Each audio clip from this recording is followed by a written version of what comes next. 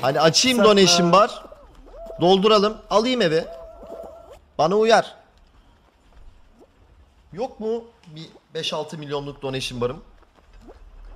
He 2 milyonun köşede var yani. Hayır oğlum. Adamla pazarlık yapacağız. Senin amına koyayım ya Kemal salak ya. Öyle bir şey yok chat. Vallahi yok amına koyayım. Keşke olsa. Vallahi Öyle bir şey. Oyuncular iyi kazanıyormuş. Cet vallahi adamda öyle bir şey yok. Ben aylık borç alıyorum amına koyayım. Salak buradan nasıl ispatladın amına koyayım?